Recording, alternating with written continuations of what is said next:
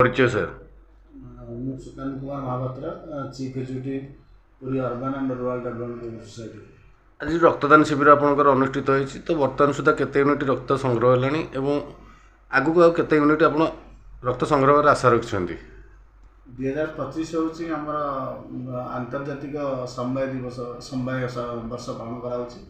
यही अवसर में आम सोसाइटी तरफ पुरी अर्बान डेभलपमेंट सोसाइटी तरफ आम स्टाफ एजेंट और सभ्य मैंने मिसी रक्तदान शिविर आयोजन कर बर्तमान सुधा 35 लोक रक्तदान सरला। आम 50 टार्गेट रखी रक्तदान दिया। आज जो समवाय दिवस रक्तदान शिविर कर मुख्य उद्देश्य कौन अच्छी?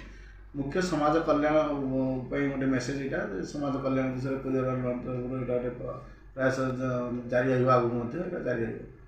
आजिकल युवपीढ़ी रक्त देवाई भय कर नुआ युवपीढ़ी मैंने भय कर रक्त देले कौन हो कौन नहीं तो आगामी युवपीढ़ी मैंने कि रक्तदान करने को आग्रह बढ़ो टी आम मेसेज देवे कि नहीं बर्तमान देखा गले आमर मैक्सीम स्टाफ एजेंट समस्ते रक्तदान देती प्राय स्टाफ मैंने जो मैंने भय कर आस्ते आस्ते से भी देवे किसी असुविधा नहीं से आम आवार करूँ जो मैंने भय तो ना किसी असुविधा नहीं आम मैंने 7-8 थर भी ब्लड दे सारे तो किसी असुविधा नहीं तो से कर ब्लड दौरान किसी असुविधा।